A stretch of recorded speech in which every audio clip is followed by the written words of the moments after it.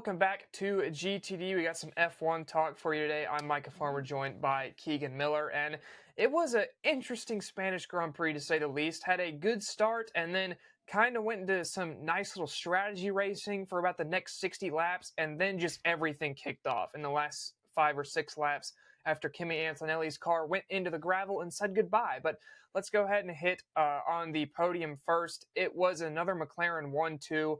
Oscar Piastri from Lando Norris. The technical directive did nothing. They're like, oh, the flexi wings are going to stop the McLarens. McLarens looked absolutely dominant. I think really all the flexi wings did is put Williams in the mud, and then Ferrari now looks better in race pace, I guess. But our predictions coming into the week, let's go ahead and revisit those. I had Oscar Piastri from Lando Norris from Max Verstappen, which looked good for most of the race until interesting things happened, but I'm not mad because Charles Leclerc ended up in that third spot. I still got 3 points, 2 for the winner, 1 for second. So I move up to 11 points. And Keegan, how did your picks go? Not as good as yours. I didn't have a McLaren on the podium, finishing first, but I had Lando Norris. So you kind of just throwing a coin in the air and seeing which one it lands on when you're picking your first McLaren at this point. But then I had Verstappen second, because it's Max Verstappen. I feel like I say that every time. I just throw him up there and go, it's Max Verstappen. And no one can say anything because what else can you say? You can't talk about his I had him in third. Like, I get it. Anything else? Yeah. And then I had George Russell because Mercedes, they're going to try to battle for the Constructors' Cup. I think they really think they have a shot for maybe not first because no one else for first, second, but they have second, a shot for second. and just get that right and get that money. And they're starting to fall behind a Ferrari now. So I was kind of thinking, okay, maybe they get some momentum, try to, figure something out and get Russell up there. He had some momentum coming into the race after, a good finish 2 weeks ago. So I was like, okay, maybe he'll one up that finish, and he just didn't. So I swung and missed everyone this week. No, but we've kept all of you watching waiting long enough. It's time to talk about it. The Max Verstappen incidents at the end of this race. So first off, I want to hear your thoughts on this. I have no idea what the Red Bull strategy team was thinking, putting Max on hard tires.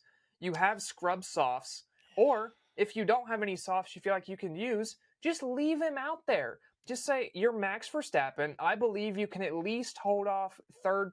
You can hold off Leclerc or Russell and finish third anyway. And if you get a McLaren or two, great.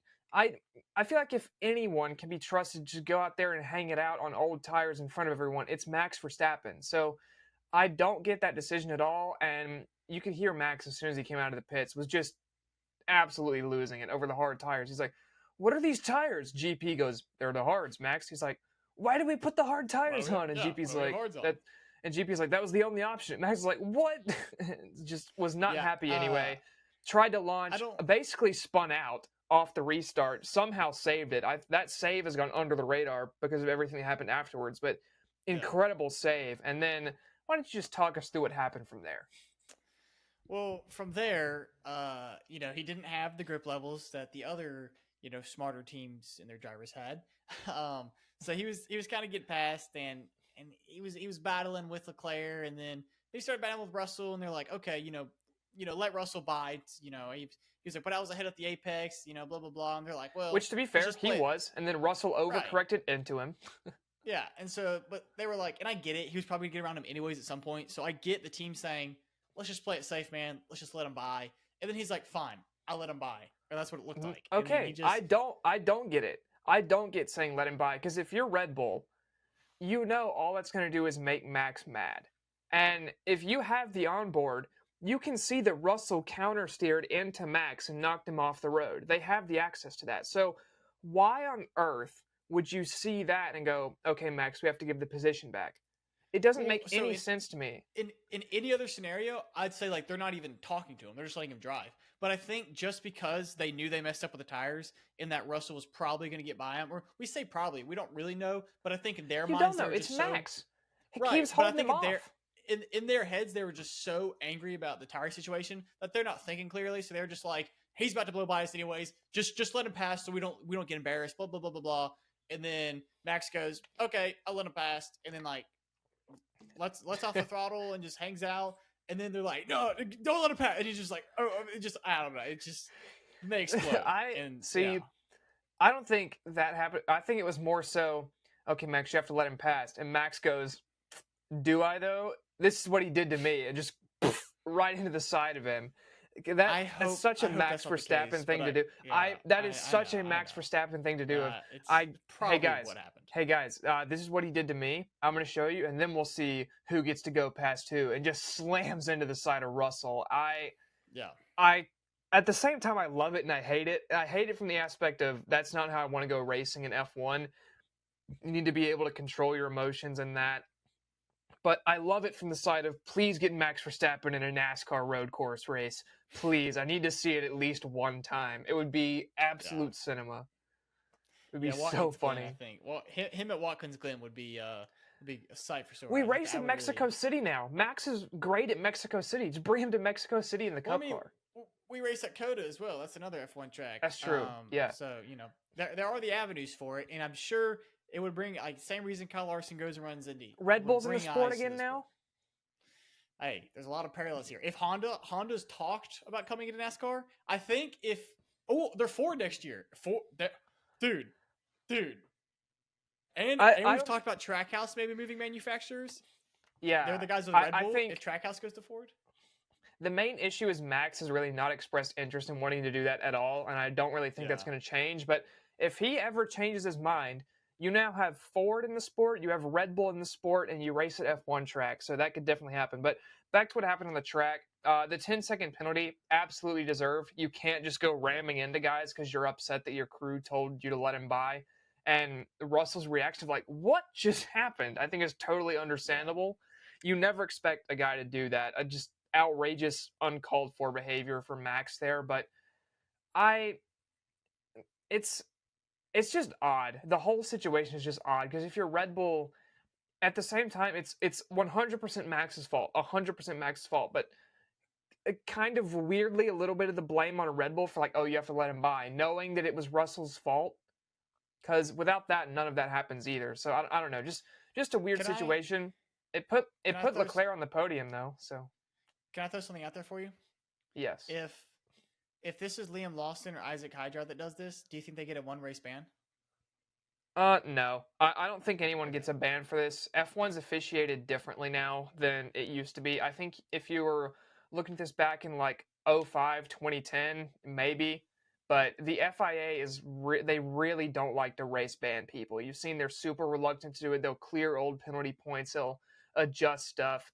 I don't think a race ban is really what the FIA wants to do. I don't think you're going to see that. And I frankly, even though it's egregious and it's dumb and it shouldn't happen, I think race ban has to be for something like you right rear hook. I know it's not NASCAR, but like you rear hook a guy to whatever side of the racetrack, or you Yeah. just absolutely obliterate them. I think we keep saying he like slammed into him, but at the end of the day, that kind of tire to tire contact in F1 at that spot, it's not going to be a race ending. And I know you don't want to Yeah. officiate based on the outcome, but still, I don't think a race ban is what they're trying to do there, and I really don't think that deserves Yeah. I one. It's don't. penalty enough for Verstappen to where he lost all those points in the driver standings, and he now sits pretty far back of the two McLarens, 40 points back of the closest McLaren with Lando Norris. So I think he did enough to himself. Yeah, I don't think isolated events like that need to call for one race bans, but I think patterns do, and we haven't. It's not like he does this every 2 weeks or something. So I'm not saying he's there, but like if if he shows his butt a few more times, I do think there needs to be Yeah, something maybe. And yeah. if it This is wrong, this can't become a thing. yeah, and I think if it does again, they're gonna have to be forced to go. Okay, Well, you're sitting this out. he's one penalty point away from a race ban, so if he gets one more, it'll happen. Yeah, Although maybe he wants to, so he can go race at Le Mans. Who knows? But I think one guy we definitely do need to talk about today is Nico Hülkenberg. ooh Finished yes, P5 in a stake, kick, Sauber, whatever they're called. The green trash can has finished P5 in Spain. What a race from Nico Hülkenberg. Was absolutely robbed of driver of the day, although we did get one of the funniest graphics ever. I'll put it up on the screen here. It's driver of the day, Max Verstappen, started third, finished 10th, which, if you have yeah, no context, is one of the funniest things. It's right up there with the outstanding penalty graphic from last year. yeah, Max Verstappen has some great graphics, but I don't know how Hulkenberg doesn't get driver of the day for finishing P5 in the worst car on the grid. It it just doesn't make any sense to me. Are the fans just not watching anyone outside of the top 3 all race? I don't know. But crazy I'm with drive you. from Hülkenberg. Yeah, I'm with you. I don't know what the fans are looking at, but he definitely deserved it, and I don't know how he didn't get it. Especially, I think, I don't know. Maybe they're just like, oh, he's keeping up with McLaren, blah blah blah blah. Who cares? Who cares? It's Nico Hülkenberg. He was my favorite moving chicane last year. He was my He's the Ryan Newman of F1, and I love that. Oh, he very much is. Yeah, so he's my guy because I like you're not getting by him unless you just have better equipment, and you're still gonna get by him, and then you might just get by him anyways. But he's gonna try his hardest to make sure you don't get by him, and he may make you very angry behind the wheel, but that's what he's there for. And sometimes he does this. Ryan Newman. Yeah, a couple more things here. Firstly, Williams, rough weekend for them. They really look to be hurt by the technical directive. Alex Albon got damage after contact with Liam Lawson, didn't finish the race. Carlos Sainz came home in 14th, only ahead of weekend for Williams, especially after how good of a start their season has been. You hope that this is kind of a fluke weekend for them and they can turn it around, but not what you want to see at all. And then the other thing is, at what point do we kind of rag on Alpine for the Jack Doohan Franco Colapinto decision?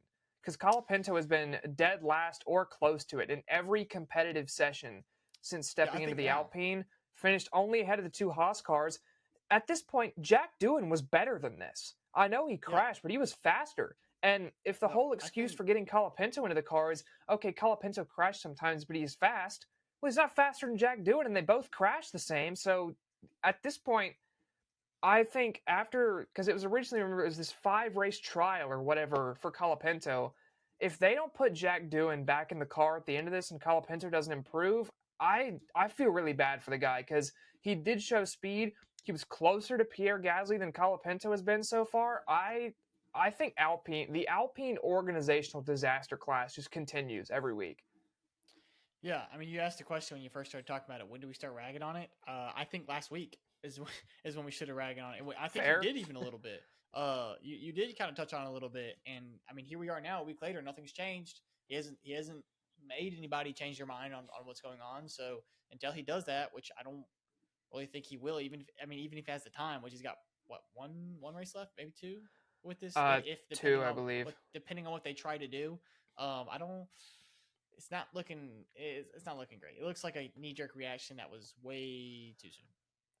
Yeah, it definitely looks rough for Alpine, but then again, when does it not? But also, quick congratulations to Fernando Alonso for his first points of the year, but no race this upcoming weekend. Canada in 2 weeks. It has been confirmed already that Lance Stroll will probably miss that race after undergoing surgery on his hand or wrist. I can't remember quite which one it was, but Lance Stroll going to be out for his home race. But that is it for the F1 episode this week. Thank you all for tuning in. If you want to see our NASCAR Nashville recap, that'll be out on the channel already. And then baseball and NASCAR preview coming later this week. But thank you guys for tuning in once again. I'm Micah Farmer. That's been Keegan Miller, and we will see y'all next week.